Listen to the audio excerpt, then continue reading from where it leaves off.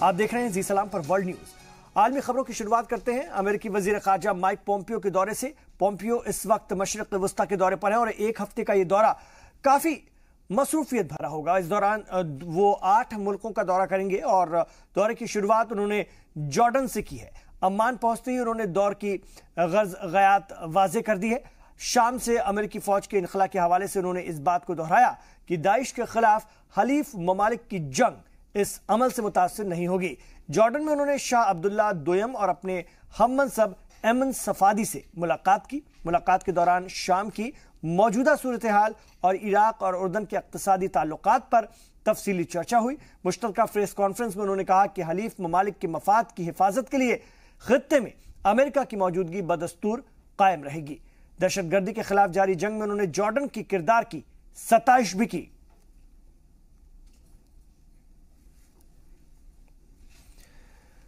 ادھر امریکی وزیر خارجہ کا موجودہ دورہ خاص پس منظر میں ہو رہا ہے اور گزشتہ دسمبر کو امریکی صدر ڈونالڈ ٹرمپ نے شام سے امریکی فوج کی واپسی کا اعلان کیا۔ ٹرمپ کے اس فیصلے پر خاصا تنازع بھی ہوا۔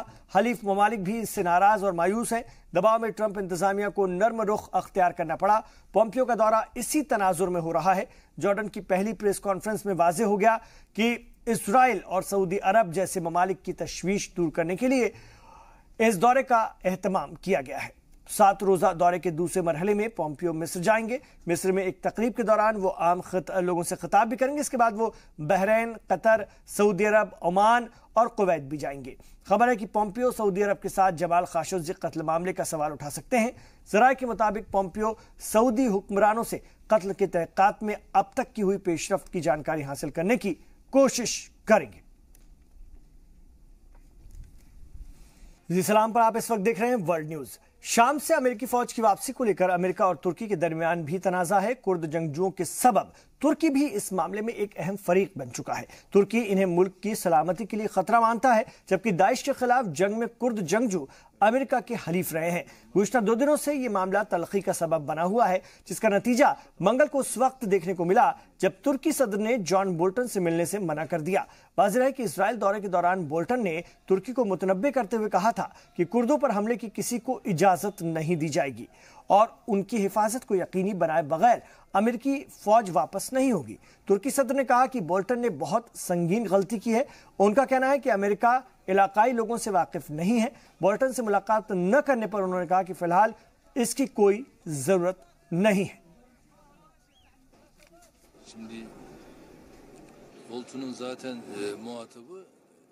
بولٹن ابراہیم قالن کے ہم منصب ہیں، اس لیے وہ ان سے ملیں گے۔ اگر ہمیں لگا کہ اس کی ضرورت ہے تو ملاقات ہوگی۔ ابراہیم اور چیف آف اسٹاف کی ملاقات ہوئی ہے۔ ابھی اس ملاقات کی ضرورت نہیں ہے۔ کیا یہ رد عمل ہے؟ نہیں، اس کی کوئی ضرورت نہیں ہے۔ طالبان اور امریکی اہلکاروں کے درمیان دوحہ میں ہونے والی اہم میٹنگ منسوخ ہو گئی ہے۔ خبر ہے کہ میٹنگ کے ایجنڈے پر اتفاق رائے نہ بن پانے کے سبب مذاکرات کو منسوخ کر دیا گیا۔ طے شدہ پروگرام کے مطابق منگل اور بدھ کے روز دونوں جانب کے نمائندے دوحہ میں ملتے ہیں اور افغانستان میں قیام امن کے سلسلے میں بات چیت ہوتی۔ طالبان کی شرط کے مطابق اس میٹنگ میں کسی دوسرے ملک کو شریک نہیں کیا گیا تھا۔ افغانستان حکومت نے بھی اس میٹنگ کی تصدیق کی تھی۔ مجوزہ میٹنگ میں افغانستان سے امریکی فوج کی واپسی، قیدیوں کے تبادلے اور طالبان لیڈران کی نقل و حرکت پر عائد پابندی پر بات ہونی تھی۔ میٹنگ منسوخ ہونے کے بعد امریکہ کے خصوصی سفیر برائے افغانستان جلم خلیل بھارت، پاکستان، چین اور افغانستان کے دورے پر نکل آئے ہیں۔ ذرائع کے مطابق دورے کے دوران وہ ان ممالک سے افغانستان کے اندرونی معاملات کے تصفیے کے لیے مدد کی اپیل کریں گے۔ ادھر افغان سرکار کا ایک وفد پاکستان پہنچ چکا ہے۔ From now onwards, Pakistan is not going to fight anyone's war. It's not going to be treated like a hired gun, paid to do someone else's job. We now our foreign policy will be what is good for people of Pakistan. And we think that rather than what was the previous mantra of doing more, we were always expected to do more. Now Pakistan is going to be an ally in peace. We're going to do our best to help Afghanistan have a peaceful transition, have a political settlement. That's what Pakistan should do. But we are never going to participate in someone else's war again. Saudi शहरी रहफ मोहम्मद अल कनून को UNHRC ने अपनी देखभाल में लिया है। Thai immigration chief के मुताबिक आज सुबह उससे हुकूक इंसानी के आलमी इदारे के नुमाइंदे से मुलाकात के बाद रहफ उनके साथ एयरपोर्ट से जा चुकी हैं। रहफ की हिफाजत के लिए थाई हुक्काम ने सिक्योरिटी भी फराहम की है। इससे कबल उसके भाई और वालिद ने उससे मिलने की कोशिश की थी, लेकिन उसने मुलाकात से इनकार कर दिया। उधर बैंकॉक में तैनात सऊदी सफीर ने थाई इमिग्रेशन चीफ से मुलाकात करके रहफ से मुताल्लिक बातचीत की, लेकिन खबरों के मुताबिक थाई हुक्काम ने उसे जबरदस्ती सऊदी अरब भेजने से इनकार कर दिया है। रहफ को अंदेशा है कि उसके अहले खाना उसे तशद्दुद का निशाना बना सकते हैं। उसने ऑस्ट्रेलिया में पनाह लेने की ख्वाहिश जाहिर की है। जिनेवा में सहाफियों से बातचीत करते हुए अदारे में रिफ्यूजी मामले के तर्जुमान बाबर बलूच ने कहा कि इदारा इस मामले को देख रहा है और ज़ाब्ते के मुताबिक उसकी दरख्वास्त को आगे बढ़ाया जाएगा। UNHCR was provided access to her. Currently, she is in Bangkok in Thailand at a safe place. The process to look into her asylum claim has started. UNHCR, the UN Refugee Agency, is doing the refugee status determination. It's important that she is at a safe location. My UNHCR colleagues, they were with her yesterday.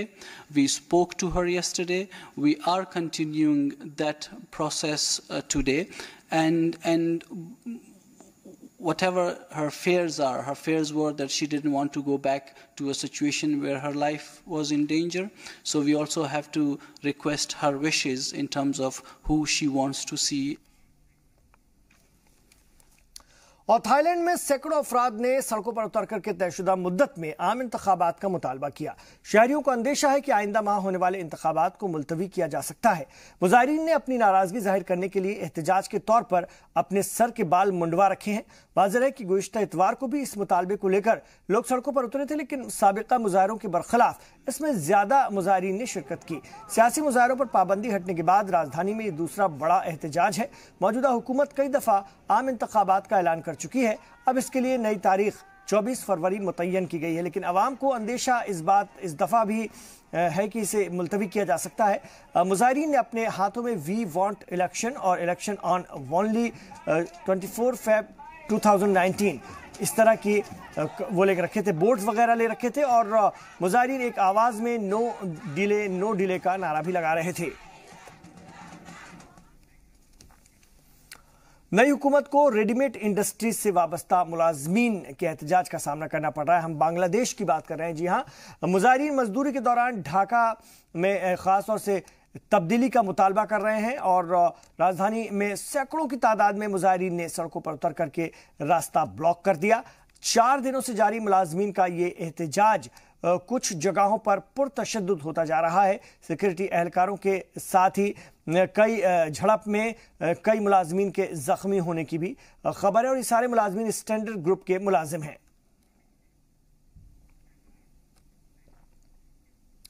सख्त गर्मी के बाद Australia में धूल भरी आंधी और तूफान का सिलसिला शुरू हो गया है। न्यू साउथ वेल्स के देही इलाकों में धूल भरी आंधी से दिन में रात जैसा कि महसूस होने लगा है, दिन में भी। और सोशल मीडिया पर वायरल तस्वीरों में गर्द गुबार से पूरा आसमान सुर्ख हो गया है। तूफान के सबब बिजली सप्लाई का निजाम भी मुतासिर हुआ है और इलाके में 5000 घरों में बिजली सप्लाई ठप हो गई है। मकामी लोगों के मुताबिक इससे कबल इलाके में इस तरह का खौफनाक तूफान नहीं आया था। आप देख रहे हैं इस वक्त वर्ल्ड न्यूज। बरतानियाई अरकान पार्लियामेंट आज से दोबारा इस बात पर चर्चा करेंगे कि यूरोपीय यूनियन से किस अंदाज में अलहदगी अख्तियार की जाए और की भी जाए या नहीं। आसार यही दिख रहे हैं कि बरतानिया EU के साथ बगैर किसी मुआहदे के खुद ब खुद अलग हो जाए। वाज़ेह है कि EU से अलग होने की आखिरी तारीख 29 मार्च तय की गई है और इसे बरतानवी कानून में भी दर्जा दिया जा चुका है। इस हवाले से 15 जनवरी को वोटिंग के इम्कान है। दिसंबर में होने वाली इस वोटिंग को हुकूमत ने हार के खौफ से मुलतवी कर दिया था, लेकिन इस दफा भी इसके कामयाब होने के इम्कान कम है। वज़ीर आज़म का कहना है कि EU से मजीद यकीन दहानियों और इक़दामात हासिल करने के लिए वो कोशिश कर रहे हैं, लेकिन खुद उनकी पार्टी के अरकान भी इससे मुत्तफिक नहीं है। हुकूमत और कारोबारी इदारे अलहदगी के बाद की सूरत हाल से निमटने के लिए तैयारी शुरू कर चुके हैं। गुज़िश्ता 2 हफ्तों से समंदर में फंसे दर्जनों मुहाजिरीन खुश्की पर उतरने का इंतजार कर रहे हैं। इनमें कई बच्चे भी शामिल हैं, लेकिन आसपास के यूरोपीय ममालिक ने जहाज को लंगर डालने की इजाजत देने से इनकार कर दिया। जमीन खासतौर से अगर हम जर्मनी की बात करते हैं तो जर्मनी की एक रजाकार तंजीम सी वॉच 3 ने गुज़िश्ता 22 दिसंबर को एक कश्ती से बचा करके अपने जहाज पर इन्हें सवार किया था। एक हफ्ते बाद इनकी तादाद 49 हो गई है। गुज़िश्ता कई दिनों से ये जहाज माल्टा के साहिली इलाकों के आसपास मंडरा रहा है। The only sustainable outcome is a Europe-wide solution where all the member states are involved in the solution, and we stop with this kind of ping-ponging from one marine rescue coordination centre to another, each saying, it's not my problem, no, it's Italy's problem, no, it's not Italy's problem, it's Malta's problem. No sleeping in the net because of the wave. We are dying slowly in this place. We are dying slowly in this place because it's what we didn't expect. Paris में एक दफा फिर पीली Jersey पहने आवाम सड़कों पर उतर आई है। सदारती महल की जानिब हजारों मुजाहिरीन ने मार्च किया और सदर एमेनुअल मैक्रोन के इस्तीफे का मुतालबा किया। मुजाहिरीन ने सदारती महल से स्टॉक एक्सचेंज की जानिब मार्च किया। मुजाहरा पूरी तरह से पुरअमन रहा। वाज़ेह है कि गुज़िश्ता साल के आखिर माह के दौरान मुसलसल 8 वीकेंड पर हुए मुजाहरों के दौरान कई शहरों में तशद्दुद फूट पड़ा था, जिसमें कि दर्जनों अफराद जख्मी हुए थे। दोबारा मुजाहरे की शुरुआत हुकूमत के इस ऐलान के बाद हुई कि मुजाहिरीन हुकूमत को गिराना चाहते हैं और नज़्म व नस्क बिगाड़ने वालों के खिलाफ सख्त कार्रवाई की जाएगी। लंदन के मशहूर हेथ्रो एयरपोर्ट के करीब ड्रोन देखे जाने की तहकीकात शुरू हो गई है। तहकीकात में मकामी पुलिस फौज की भी मदद ले रही है और एक रोज कबल दुनिया कि मसरूफ तरीन एयरपोर्ट के करीब खला में ड्रोन देखे जाने के बाद अफरा तफरी मच गई थी। इसके बाद एयरपोर्ट इंतजामिया ने एहतियात के तौर पर तमाम परवाजें आर्जी तौर पर रोक दी थी और इस वाक़े के बाद रनवे पर सैकड़ों जहाज उड़ान भरने का इंतजार करते देखे गए। वाज़ेह है कि इसी तरह का वाक़या लंदन के दूसरे एयरपोर्ट गेटविक पर भी पेश आया था। गुज़िश्ता दिसंबर से यहां पर मुसलसल 3 दिन तक ड्रोन देखा गया था, जिसकी वजह से तकरीबन 1000 फ्लाइट मुतासिर हुई थी। इधर अमेरिकी सदर डोनाल्ड ट्रंप एक दफा फिर कांग्रेस से मैक्सिको सरहद पर मुजव्वजा दीवार बनाने के लिए फंड जारी करने की अपील कर रहे हैं। साबिका रवैयों के बरखिलाफ इस दफा उन्होंने नर्म लहजा अख्तियार कर लिया है। उन्होंने दीवार की तामीर को मुल्क की सलामती और तरक्की के जरूरी करार दिया है। अमेरिकी सदर $5.7 बिलियन का फंड मांग रहे हैं। वाज़ेह है कि इससे कबल इस हवाले से उनका रवैया हिज़्ब इख्तिलाफ को लेकर खासा जारहाना बना हुआ करता था। Over the years, thousands of Americans have been brutally killed by those who illegally entered our country, and thousands more lives will be lost if we don't act right now. This is a humanitarian crisis, a crisis of the heart and a crisis of the soul. Last month, 20,000 migrant children were illegally brought into the United States, a dramatic increase. These children are used as human pawns by vicious coyotes and ruthless gangs. 1 in 3 women are sexually assaulted on the dangerous trek up through Mexico. Women and children are the biggest victims by मिस्र के star striker Mohammad सलाह ने मुसलसल दूसरे साल Africa के बेहतरीन footballer होने का एजाज हासिल किया है। डकार में मुनक्किद कन्फेडरेशन ऑफ अफ्रीकन फुटबॉल की पुररौनक तकरीब में सलाह का 2018 का बेहतरीन फुटबॉल खिलाड़ी डिक्लेयर उन्हें किया गया है। सलाह के अलावा लिवरपूल के उनके साथी सादियो माने और आर्सेनल की फॉरवर्ड पियरे एमेरिक को भी इस अवार्ड के लिए नामजद किया गया है। लेकिन गुज़िश्ता साल की तरह इस दफा भी सलाह बाजी मार ले गए। आलमी कप में चोट की वजह से कोई खास कारकर्दगी का मुजाहरा नहीं कर रहे और गुज़िश्ता साल इंग्लिश प्रीमियर लीग और चैंपियंस लीग में लिवरपूल के उम्दा खेल का उन्होंने मुजाहरा किया था। AFC के तहत आने वाले 56 ममालिक के कोच और टेक्निकल डायरेक्टर के वोट की बुनियाद पर इस एजाज का ऐलान किया जाता है। मिस्र के लिए एक और अच्छी खबर है। सलाह को अफ्रीकी बर आजम का बेहतरीन खिलाड़ी का एजाज मिलने के साथ ही मिस्र को 19 अफ्रीकन नेशंस कप की मेजबानी भी सौंपी गई है। 24 मुल्कों का ये टूर्नामेंट जून और जुलाई में मुनक्किद होगा। पहले ये टूर्नामेंट कैमरून में मुनक्किद किया जाना था, लेकिन तैयारियां मुकम्मल न होने के सबब इसकी मेजबानी मिस्र को सौंप दी गई। मिस्र अब तक 4 दफा AFC नेशंस कप की मेजबानी कर चुका है।